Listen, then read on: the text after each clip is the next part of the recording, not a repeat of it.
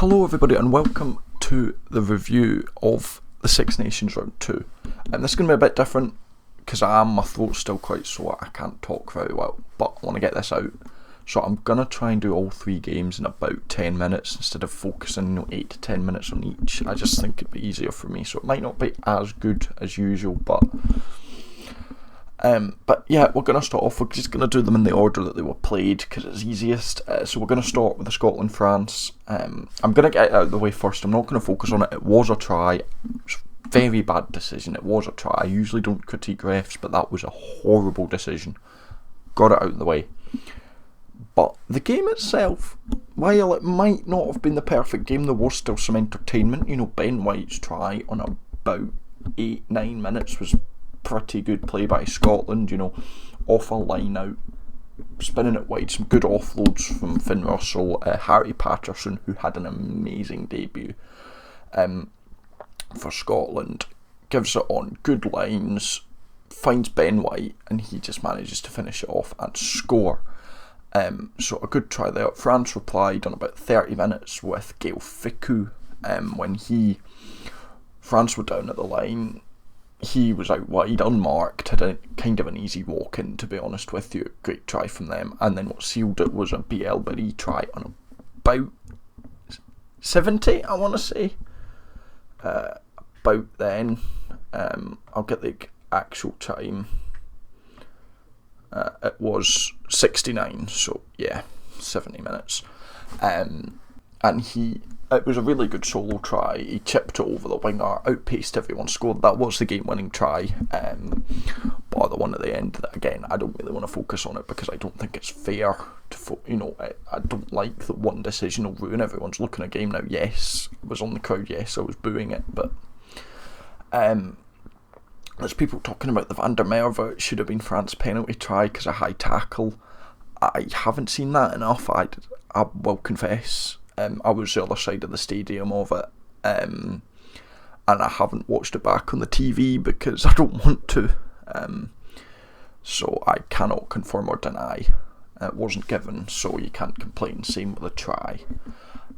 But I don't think either team played that well. I think Scotland played alright. They just couldn't finish the chances. France were pretty poor in France standards. They have been for the first two rounds, and it makes me wonder where France going. What are France doing? I know from you guys telling me and reading stuff that I think there's a bit of dressing room unrest and not a lot of people are happy, especially with how the World Cup went. But yeah, but one thing I did like was Scotland's discipline.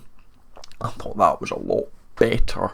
I think it was only about 6 penalties conceded, which was a lot better than the 16-17 that was against Wales, which was absolutely ridiculous. But 6 you can live with. That's actually, I'd say about 10's the normal amount. Kind of 8 to 10 is what you'd expect. So 6 actually is pretty good. So yeah, lots to build on for Scotland. I know they've getting players back with the likes of Darcy Graham back for the England game. So yeah, it'll be nice to see where they go. France, we'll have to wait and see. But I don't know what France are going to do. The Six Nations, I really don't. They were thumped by Ireland. Well, I'll admit they got a bit lucky against Scotland, got a decent win there. Italy next week. Italy have looked good. Can Italy upset? Possibly. I'll cover that later on, but that's in a couple of weeks. But we will next move on to the England versus Wales game.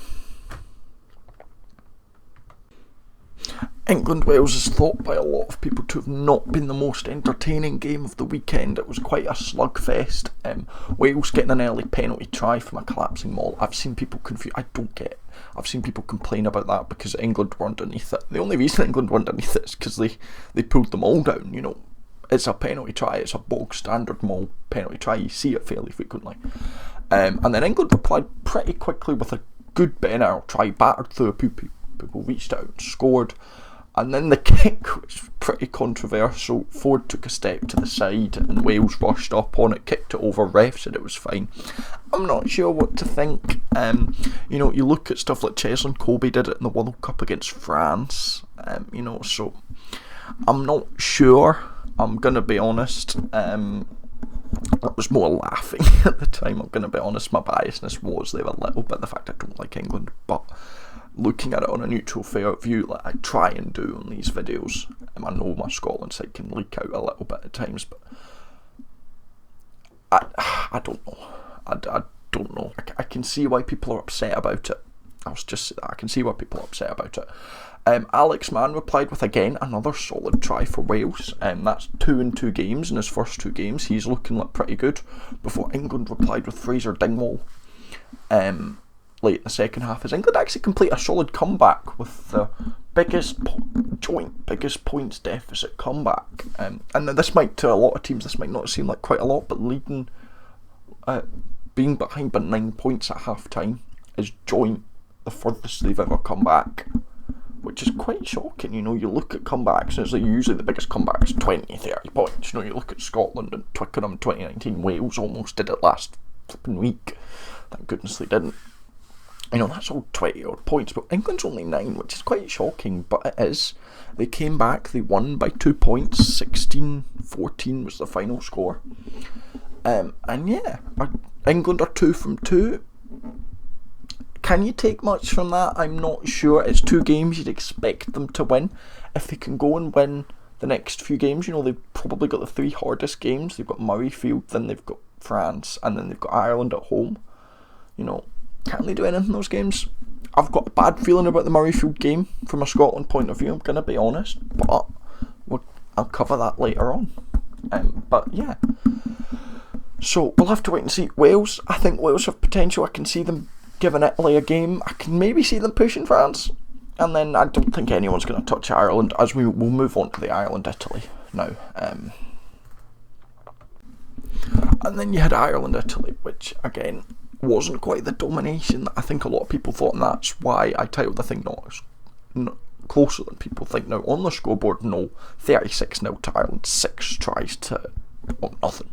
I think it was 6 tries. It was Nash, Lowe, double from Sheenan, Crawley, there was one more, Doris, was it? Conan, Jack Conan, sorry, 6. But yeah, again, Ireland showing how good they are. I thought for an Ireland-Italy though, Ireland had put 50 points on them in the past, a few times. I know last year it was only about 15.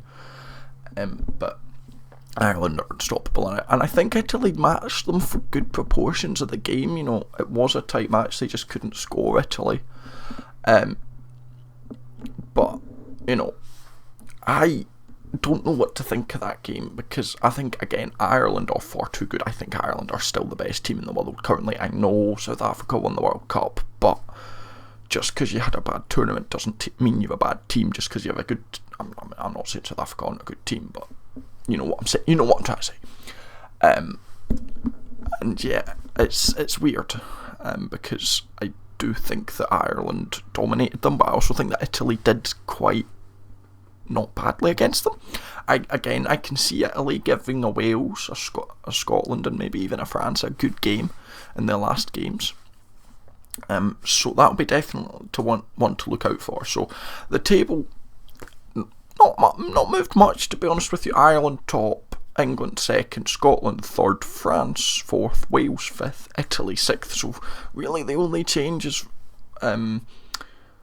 France jumping from last to fourth. But some big games next week. You've got Ireland, Wales, Scotland, England, France, Italy.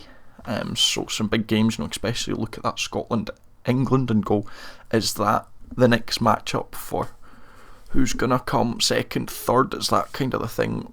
France, Wales, that could be, neither team. I mean, France haven't looked that good and Wales have looked not bad, so maybe Wales can cause something there.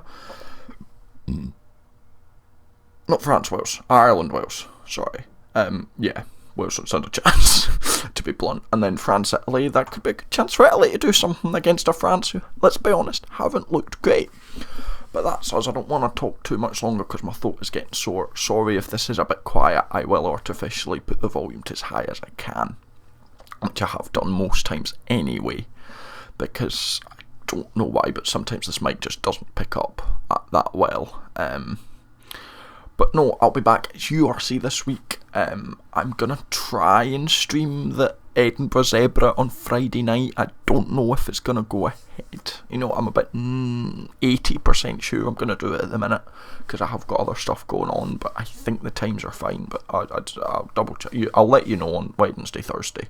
But yeah, thank you very much for watching. If you enjoyed, make sure to like and subscribe. Let me know what you thought of the weekend. If your hopes, you know, maybe you're a Wales fan and you're quite hopeful of picking up a couple of wins, an England fan, and you're like, oh, I can see it going on, I'm winning this, or an Ireland fan, and you're like, yeah, we've won the whole bloody thing if we can score more than 200 points. I don't think they will, but you never know. Thank you very much for watching. If you enjoyed, make sure to like, subscribe, and until next time, I shall see you legends later.